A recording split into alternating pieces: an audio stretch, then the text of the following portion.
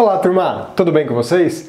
Vamos dar continuidade aqui para o nosso módulo de estática dos fluidos, tá bom? Nós já discutimos um pouco sobre o conceito de pressão, nós falamos sobre a questão da direção da pressão e até falamos no vídeo passado de maneiras que a gente tem então de medir a pressão do ponto de vista experimental, tá bom? Só que agora vamos voltar então para essa nossa parte teórica e vamos fazer um pouco do estudo do quê? Vamos trazer então agora a hipótese considerando o nosso caso de estática, né? Então eu vou assumir a hipótese de estática e eu vou fazer o seguinte: eu vou calcular qual que é a consequência então da estática para o equilíbrio de forças, no caso, que estão sendo aplicadas à nossa partícula fluida, tá bom? Com isso, nós vamos conseguir desenvolver uma expressão para a distribuição de pressão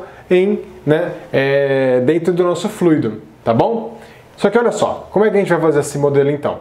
Agora, a princípio, eu vou fazer o seguinte: eu vou assumir que eu tenho uma partícula de fluido, tá? E conforme a gente vai ver depois ao longo do nosso curso, o fluido em si, ele não pode ser modelado, ele não pode ser pensado nesse sentido como se fosse um corpo sólido. Um fluido, depois a gente vai discutir principalmente a partir do módulo 3, que quando a gente delimita um pedacinho, uma região de análise do nosso fluido, que a gente vai acabar chamando de volume de controle, essa região, ela tem regras e leis, digamos assim, adaptadas, que são diferentes de quando a gente pensa em um sistema. Então nós estamos muito acostumados a pensar em modelar sistemas, tá bom? Sistemas de massa fechada, tá bom? E essas regras, essas leis que nós conhecemos e estamos habituados a usar, elas não exatamente se aplicam quando a gente considera então um volume de controle, que já passa a ser uma abordagem então euleriana e não lagrangiana. Mas tudo isso eu estou adiantando, isso aqui tudo vai ser visto no módulo 3, tá bom? O que eu quero dizer aqui é o seguinte: para fazer o equilíbrio da nossa partícula fluida, eu preciso considerar então essa, entre aspas, partícula, mas é justamente isso. Quando a gente fala de fluidos, a gente não está mais olhando para a partícula individual, a gente está olhando então para uma determinada região do espaço. Mas bem, de novo, esse não é exatamente o momento dessa discussão. O que eu quero trazer para vocês aqui é o seguinte: já que eu estou considerando que estamos sem movimento, no caso, em caso de hidrostática, estática de fluidos, eu não tenho movimentação das minhas partículas, meio que vai acabar caindo uma coisa na outra. Então, o que eu tenho dentro de um volume de controle, eu posso, entre aspas, criar uma janelinha lá fechada, definida, paredezinhas, e pensar que aquilo define meu sistema. Então pronto, então para aquela condição estática, eu posso pensar que aquele meu volume de controle reflete no meu sistema, tá bom? Da mesma maneira, eu poderia pensar que ao invés de fluido, para simplificar, pensa que eu tenho um elemento infinitesimal que já não é mais um fluido, não é nem um gás, nem um líquido. Vamos pensar, por exemplo, que eu tenho um pequeno cubinho metálico, por exemplo, tá? Para que esse cubinho metálico bem pequenininho possa ficar em equilíbrio imerso em um fluido, a distribuição de pressão nesse fluido, ela independe do que está lá dentro, nesse sentido. Então, seja aquele cubinho metálico ou um cubinho do próprio fluido, o que vai acontecer em volta dele, que sim, essa distribuição de pressão em volta dessa geometria desse corpo, ela é independente disso. Então, para essa configuração, eu posso assumir então que eu tenho esse meu corpinho. Tudo bem? Só para a gente não cair então em nenhum tipo de inconsistência, principalmente com o que vai ser falado mais para frente. Tá bom? Mas bem, vamos assumir que eu tenho esse primeiro corpinho. Então eu vou colocar aqui na nossa lousa para a gente desenvolver o tema dessa nossa aula, que vai ser então a estática, no caso o equilíbrio dessa partícula fluida, tá bom? E eu já vou aproveitar para desenhar aqui o meu corpinho, porque depois com base nele a gente vai fazer alguma descrição. A gente vai transformar esse meu desenho no que seria um diagrama de corpo livre dessa partícula, para a gente então calcular qual que é, no caso, a distribuição da pressão em volta desse corpinho, tá bom? Vem comigo!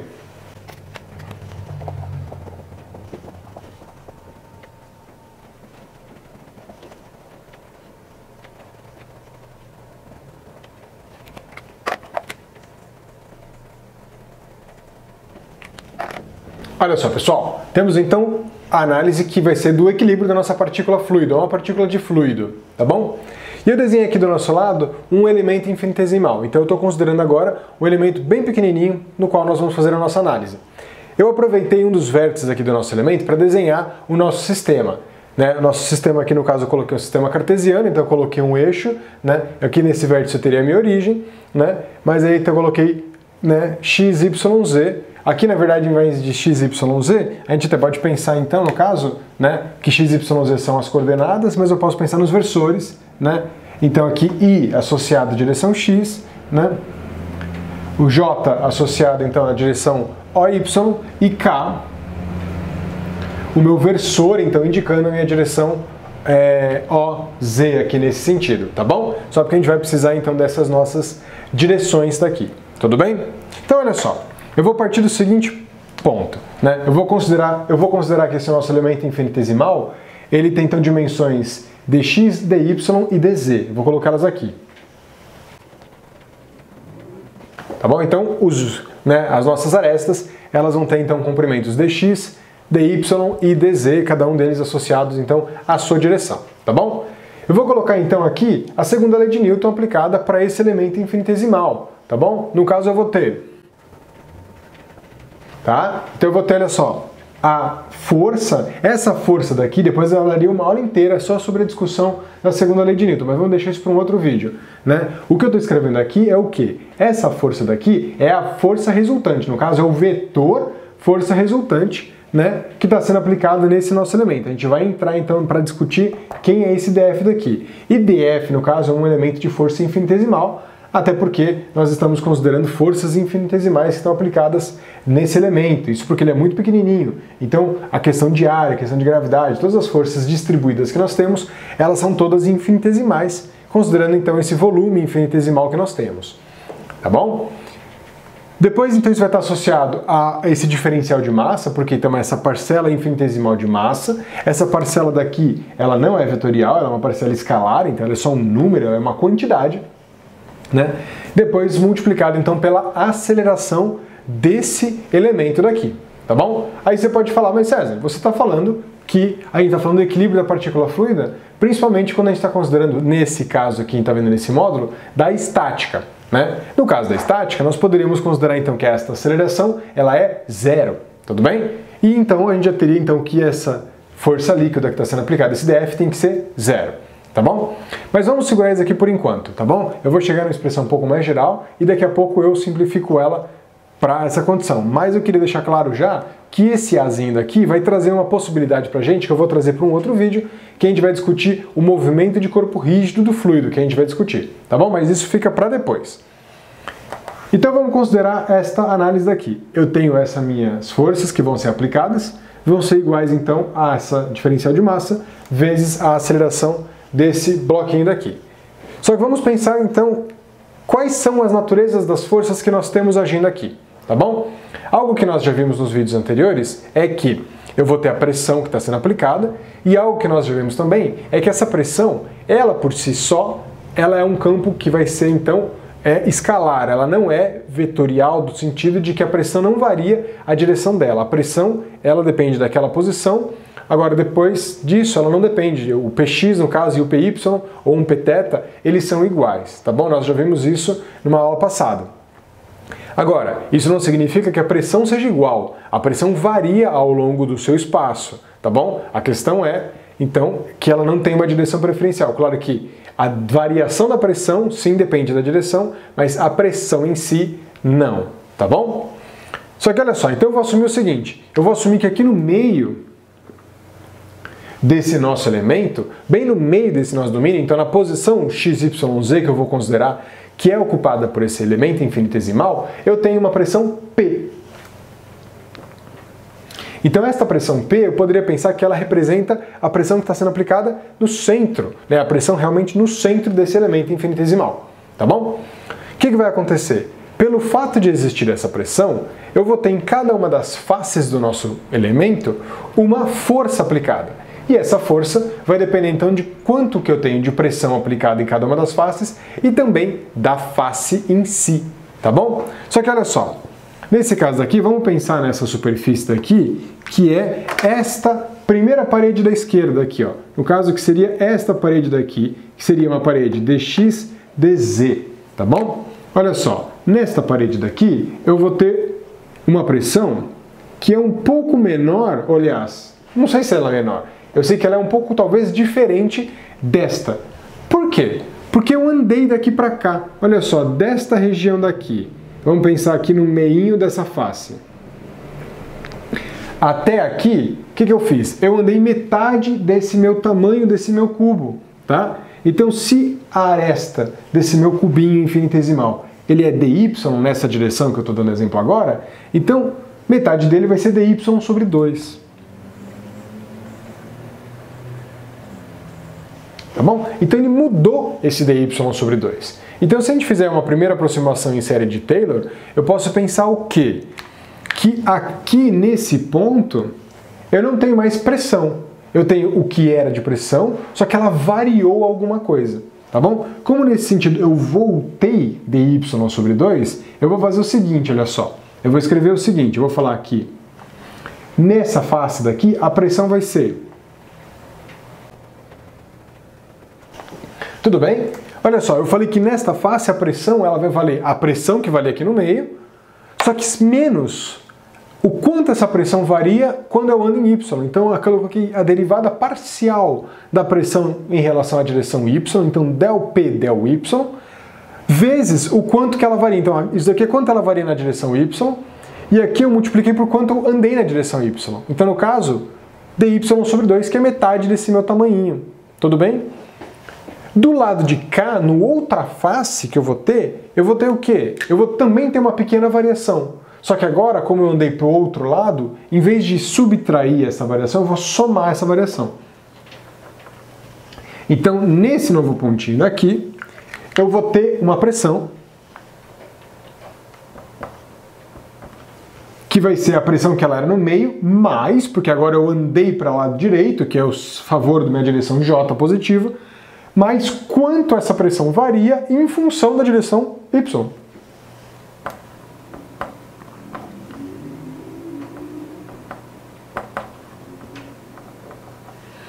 De novo, como eu andei na direção y, metade do caso do meu cubinho, eu coloquei ali de novo mais dy sobre 2, tá bom? Então olha só, essa minha pressão P está sendo aplicada lá no meio do meu elemento.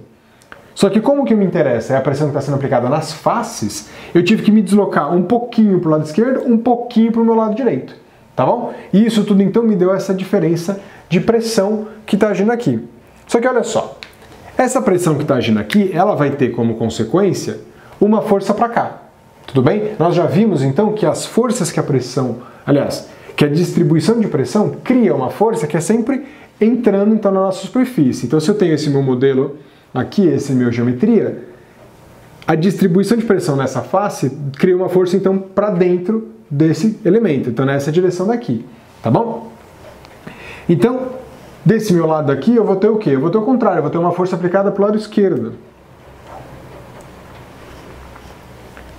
A força em cada um desses lados ela é diferente, porque a pressão nesses lados mudou, tá bom? Quanto que vai ser a força aplicada em cada um desses lados? Vai ser essa distribuição de pressão, então esse valor da pressão, e aqui eu estou assumindo um elemento infinitesimal, ou seja, eu estou assumindo que a pressão em toda essa face é constante, tá?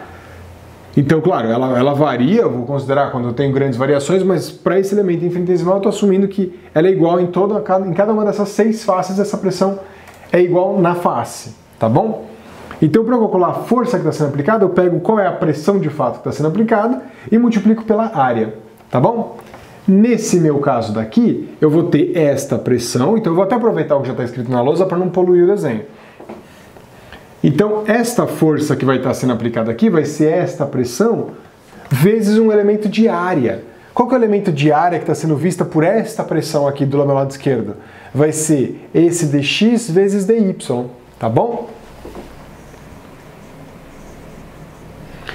E a mesma coisa vai acontecer daquele lado. Então isso daqui vezes, aí eu vou colocar aqui embaixo. Aqui, desculpa, eu escrevi dy, é dz. Né? É dx vezes dz, né? Que é dx vezes dz.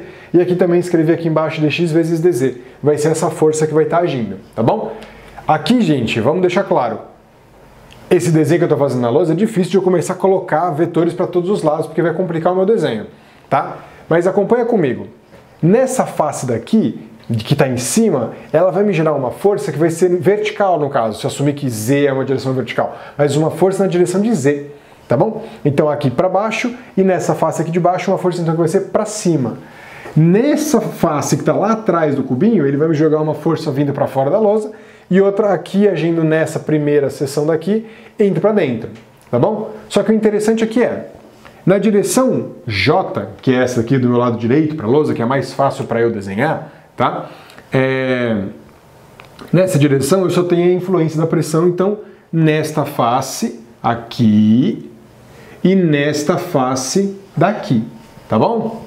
Só que olha só, uma outra coisa que você poderia me dizer nesse momento é o seguinte: ah, mas eu tenho tensões de cisalhamento? Porque agora eu estou considerando forças normais, aliás, tensões normais, a pressão no caso, que é uma tensão normal, a essas faces, tá bom? Eu não considerei tensão de cisalhamento. E por quê? Isso está associado ao fato que nós já vimos para um fluido, de que quando existem tensões de cisalhamento no nosso fluido, né, o que vai acontecer? Esse nosso fluido vai ter então um comportamento, ele vai desenvolver um gradiente de velocidades, tá bom? Só que justamente esse gradiente de velocidades, que é variação de velocidade ao longo do espaço, tá? Ou seja, eu tenho uma velocidade que é diferente de um ponto do que no outro, isso não pode ser consistente com a estática dos fluidos, porque nós estamos assumindo que todos os pontos têm velocidade zero, tá bom? Então, nesse sentido, eu não tenho um gradiente de velocidades. Se eu não tenho um gradiente de velocidades, eu também não tenho uma tensão de cisalhamento que está acontecendo nas minhas faces, tá bom? O que vai estar acontecendo aqui vai ser só então essa distribuição de pressão, tá bom? Por isso que eu vou considerar dessa maneira. Só que olha só, eu vou escrever aqui, eu vou tentar escrever essa maneira vetorial, tá? Só que para não ficar carregando muita equação, eu vou colocar primeiro só uma das direções, e aí eu vou tentar fazer isso com analogia para vocês, tá bom? Então eu vou colocar o seguinte, ó.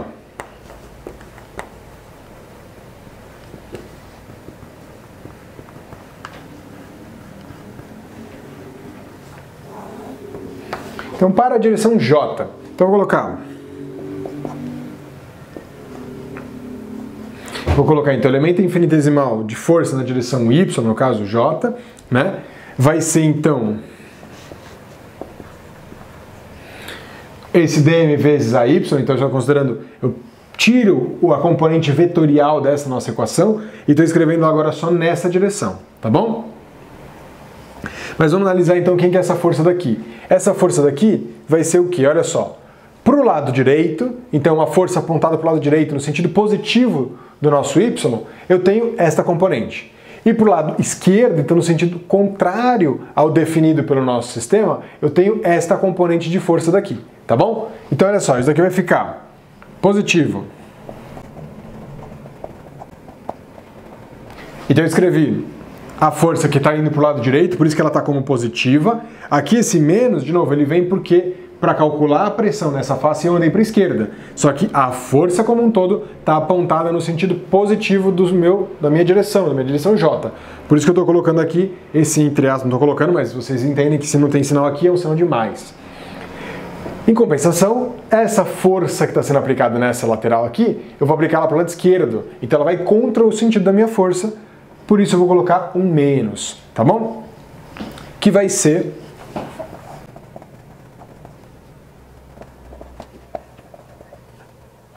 então eu coloquei essa nova componente daqui, tá bom? Aí aqui vai ser igual então dm vezes AY, mas antes vamos olhar para essa conta aqui. Olha só, pessoal, eu vou ter pressão vezes dx dy menos a mesma pressão, que seria a pressão do centro do elemento, dx dy, tá? Então essa pressão aqui vai cancelar, tá? Essa pressão daqui vai cancelar, porque é como se eu tivesse a mesma quantidade sendo aplicada pelos dois lados, então nesse empurra-empurra deu igual. Então o bloquinho não vai para lado nenhum, porque o valor real da função, então como nesses dois lados é igual, não vai ter ninguém que ganhe. O que vai fazer a diferença então é as variações, são as variações.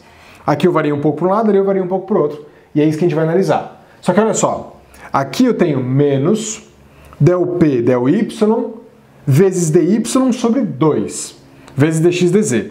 Notem que aqui eu tenho dy dx dz, e aqui eu vou ter também dy dx dz, tá? Outra coisa, aqui eu tenho del P del Y, e aqui eu tenho del P del Y também. Nessa minha da esquerda eu tenho menos del P del Y, e aqui também vai ter menos del P del Y, tá? Ou seja, o que sobrou aqui é igual desse lado e desse lado, tá? Então eu posso somar essas duas quantidades. Como eu tenho metade aqui e metade aqui, o que vai resultar disso daqui vai ser o quê? Vai ser menos del P del Y, certo? Vezes, aí sim vem esse elemento infinitesimal daqui, que vai ser dx dy dz, tá tá bom? dx dy dz. Então essa conta daqui, ela vai valer quanto? Tá bom? Eu vou ter então que toda essa distribuição daqui vai ser del p del y vezes esse dx dy dz, tá bom? Esse dx vezes dy vezes dz, para simplificar, eu vou escrever ele como um diferencial de volume, tá? E como eu já falei em aulas passadas, eu vou tratar como Vzão, V maiúsculo, né, esse nosso volume. Então eu vou escrever como um V cortado, tá bom? Então isso daqui eu vou escrever como esse dVzão, tudo bem? Só que olha só, pessoal, isso daqui, eu cheguei neste resultado daqui porque eu estou assumindo o quê? Uma distribuição de pressão só nessa direção Y, tá bom?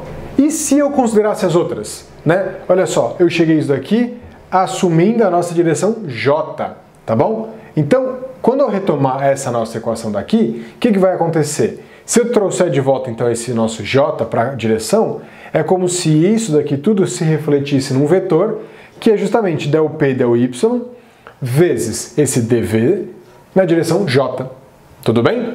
Então eu vou fazer o seguinte, considerando que essa explicação espero que tenha ficado clara, eu vou fazer o seguinte, eu vou pegar esse resultado aqui, eu vou colocar um J aqui, tá? Porque, de novo, isso aqui eu fiz essa análise só para essa direção. Eu vou fazer isso para as outras três. Aliás, para as outras duas, no caso, para ter as três, né? Eu vou fazer isso para a direção I e vou fazer isso também para a direção K, tá? Que é na direção variando em Z, tudo bem? E aí, claro, quando eu fizer isso na nossa direção I, eu não vou ter mais del P del Y, porque na direção I, as minhas variações acontecem com X. Então eu vou ter del P del X, só que da mesma maneira eu vou ter dV, tá bom? Isso porque, quando eu fizer as minhas variações em X, eu vou ter um dx que vai surgir aqui dentro da minha variação, só que a área que ele vai encontrar agora vai ser del Y del Z. Então eu sempre vou acabar fazendo essa trinca, que vai ser o dx multiplicando dy com o dz. E eu vou acabar então formando esse dV, né, que é o diferencial do volume. Só que então, para cada caso, eu vou ter del P del X em uma direção, del Y na outra direção e del Z na terceira direção. Tudo bem? Vou apagar então esse desenvolvimento para juntar tudo isso aqui numa equação só. Vamos ver como é que vai ficar.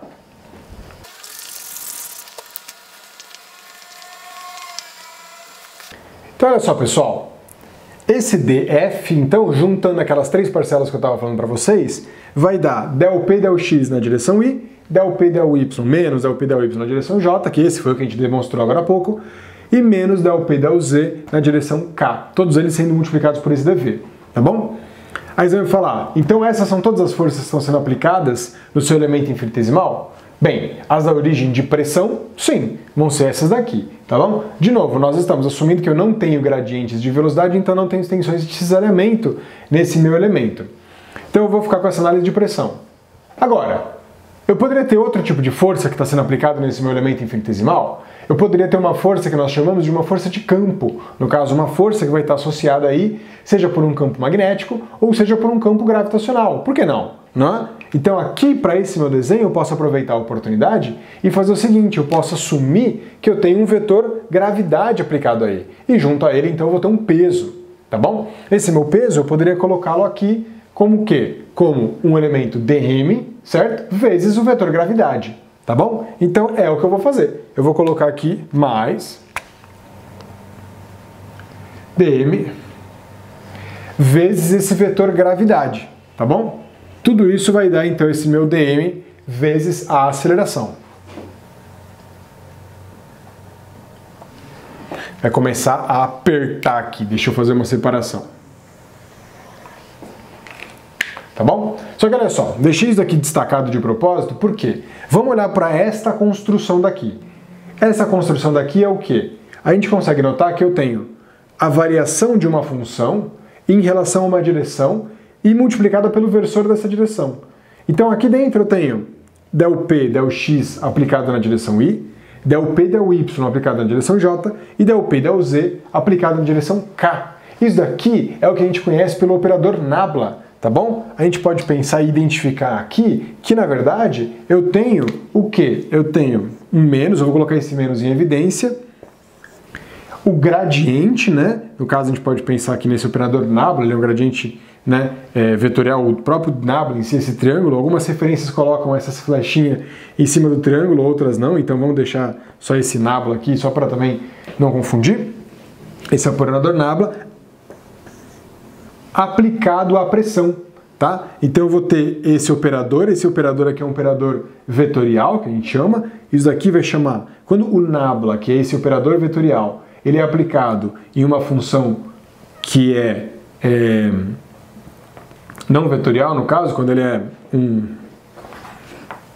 só uma grandeza escalar, no caso, né, me fugiu a palavra agora, quando é uma grandeza escalar, né, então o nabla aplicado a uma função escalar, isso aqui vai dar o que a gente chama a origem, então, de um gradiente, tá bom? Então aqui eu vou ter o gradiente da pressão, tá bom? Que vai ser, então, isso daqui, tá bom? E ele já vai carregar dentro dele toda essa análise vetorial dessa distribuição de pressão e as suas direções, tá? Então esse gradiente de pressão menos o gradiente da pressão vezes esse dV, né, vai ser igual, aqui olha só, eu tenho esse dm, tá? Eu vou passar essa gravidade lá para o outro lado, tá? E se vocês me permitirem, até já para pular um passo, olha só, eu vou ter dm vezes a aceleração, do lado esquerdo eu tenho dm vezes a gravidade. Esse termo, quando for para o lado direito, quando ele for trocar de sinal, então eu vou ter menos a gravidade do lado de lá.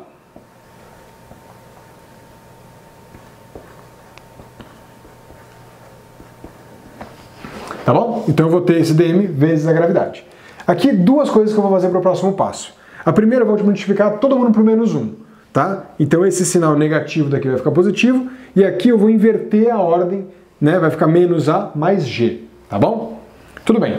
Além disso, o que eu vou fazer? Eu vou assumir que o meu dm, o meu elemento infinitesimal de massa, ele é o quê? Ele vai ser justamente o valor da densidade, no caso da massa específica que está sendo considerada do nosso fluido, tá? Do nosso elemento aqui, vezes o volume, tá bom? Então, de novo, eu vou inverter os sinais porque eu vou multiplicar tudo por menos 1 e eu vou abrir esse dm em ρ vezes dv. Olha só, pessoal, cheguei então nesse resultado, foi o que eu falei, inverti os sinais, né, e substituí esse dm por ρ vezes dv. Só que olha só, esse resultado daqui ele tem que ser válido independente desse nosso volume, tá bom? Então esse dv de um lado e o dv do outro, né, esse resultado daqui ele tem que ser válido independente dos dvs. Então é como se a gente dividisse, é como se a gente sumisse com esses dvs daqui, tá bom? De maneira geral, eu vou poder escrever o quê? Eu vou pegar esse resultado, vou tirar os dvs que estão dos dois lados igual, né, e vou colocar aqui do nosso lado esse nosso resultado mais geral, que vai ser o quê? O gradiente da pressão vai estar associado então ao produto entre ρ vezes, né, g menos essa aceleração.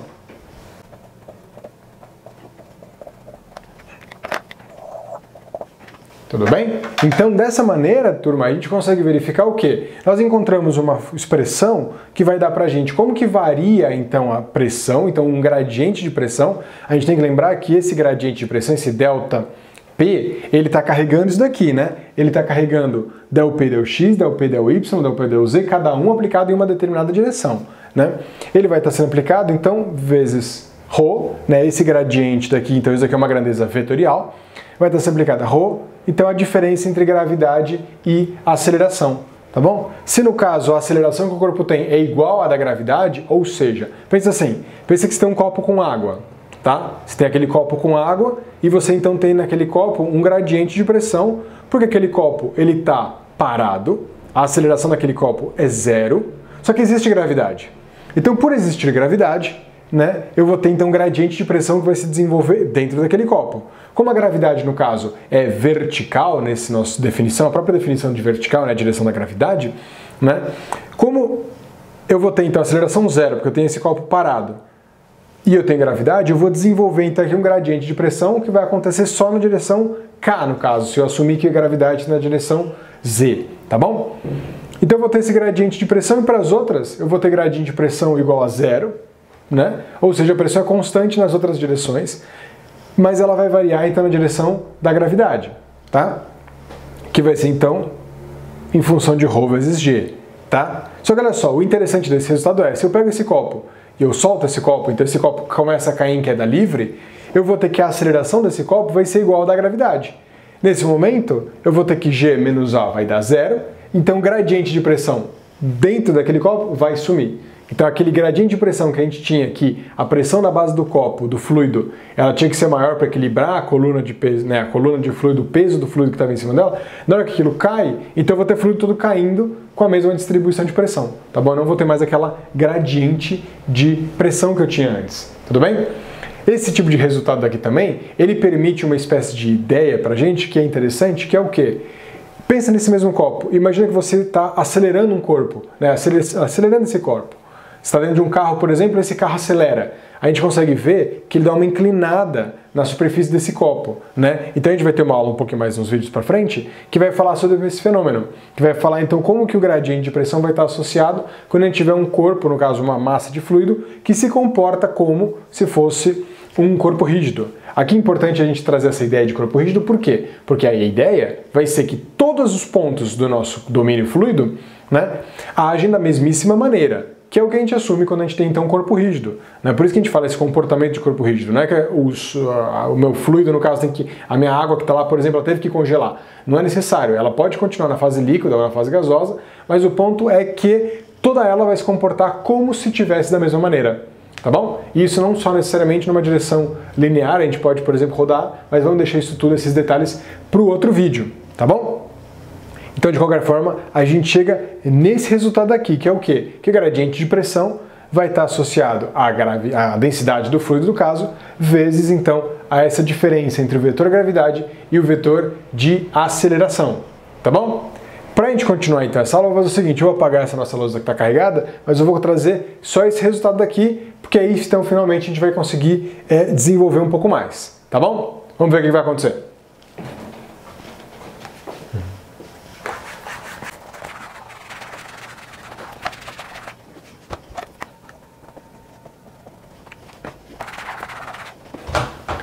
Então, turma, a gente já chegou nesse resultado, então agora eu vou assumir duas hipóteses. A primeira é que eu não tenho aceleração, porque eu estou considerando agora nessa aula principalmente essa parte de estática, então eu não vou considerar esse termo daqui, tá bom? E a outra que eu vou considerar é que a minha gravidade acontece na direção vertical, tá bom? Então eu vou colocar aqui do lado.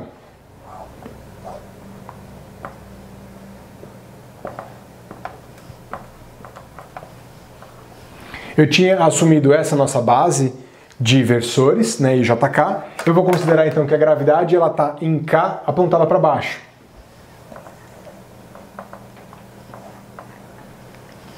Tá bom? De maneira que eu posso escrever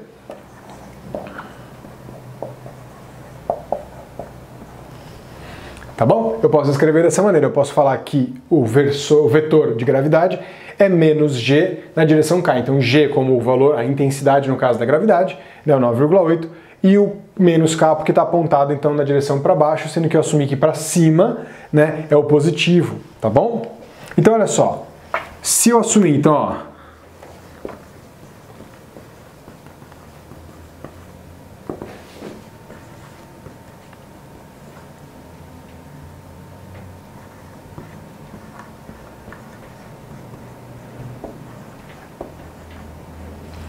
então, assumindo que eu tenho minha aceleração igual a zero, tá? Então, o meu fluido não está acelerando, ele literalmente está em repouso, né? Eu não tenho essa aceleração. E dois, que minha gravidade está associada, no caso, à direção K, tá? Dessa maneira que a gente já assumiu vertical para baixo. O que vai acontecer? Então, o gradiente da pressão vai ser ρ vezes G menos A vale zero, então só vezes G, que no caso vai ficar menos G na direção K, tá bom? Então isso daqui vai dar o seguinte, aí tem que lembrar que esse gradiente de pressão daqui, ele equivale o quê?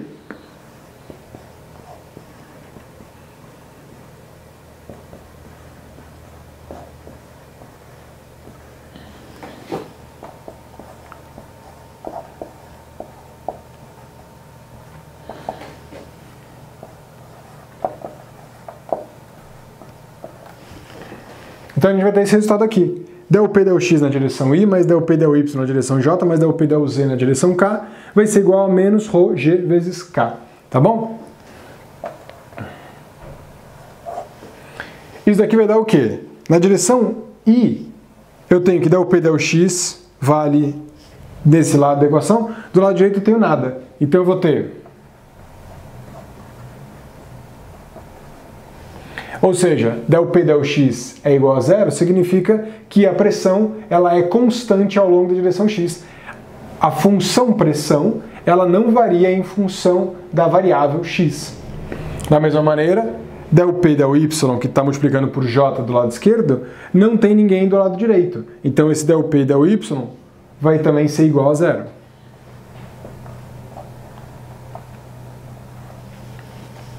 E finalmente, del P del Z vai ser equivalente, então, a menos G vezes K.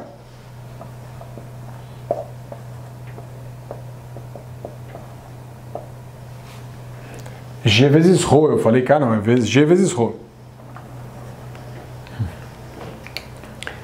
Tá bom? Só vou apagar esse nosso resultado daqui.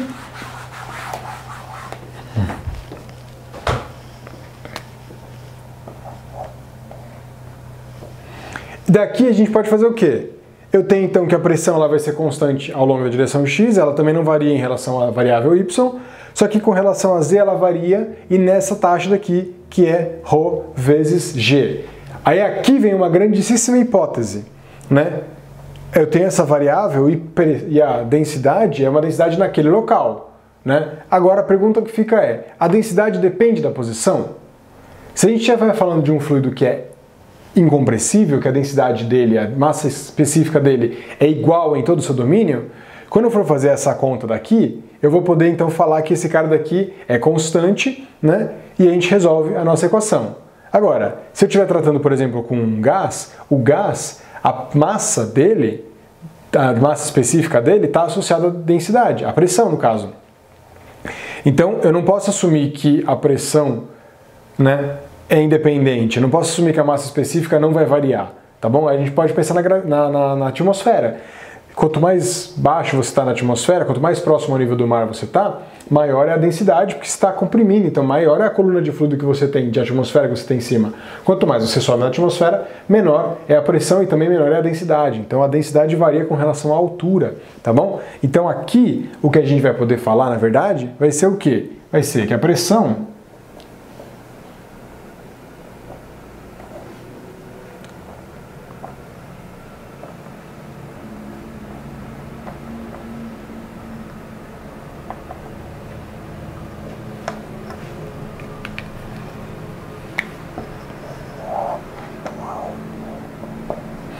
aqui, olha só, eu vou integrar isso na direção Z e eu vou falar então que a pressão que eu vou ter numa posição Z, numa cota Z, ela vai ser o quê? Uma pressão zero que eu tinha numa posição Z0, tá? Então é minha constante que vai aparecer na minha integral, né? Então eu vou integrar menos ρ vezes G vezes dz, tá bom? Esse menos ele poderia ser da integral, tanto faz, isso não muda agora, né? Mas aqui é importante a gente deixar claro que, por exemplo, se esse menos vem para fora, você vai ver quanto maior a altura, menor a pressão. Pois justamente, quanto mais alto você está numa coluna de fluido, menor é a sua pressão, tá bom? Mas aí, como a gente vai resolver essa integral, de novo, vai começar a depender das hipóteses que a gente vai trazer para a nossa massa específica. Até para causa da gravidade. A gente sempre está acostumado a tratar a gravidade como uma constante, mas claro que a gravidade, se você tiver grandíssimas variações de altitude, ela também poderia mudar. Mas vamos discutir isso tudo aqui num próximo vídeo. Esse vídeo já está ficando longo demais e nós já chegamos então nessa parcela. O resultado mais importante para essa aula daqui, o que eu queria mesmo chegar, era nesse gradiente daqui, que é a consequência, então, é o nosso equilíbrio da partícula fluida, tá bom? Depois a gente assume então mais hipóteses e vamos começar a chegar em resultados cada vez mais particulares. Tanto que na aula que vem eu quero chegar, né, na teorema de Stevin para a gente ter a variação de pressão dentro de uma coluna de um fluido que no caso é incompressível, tá bom? Um resultado muito comum e que a gente conhece desde o ensino médio, tá bom? Mas vejo vocês então nos próximos vídeos. Até mais!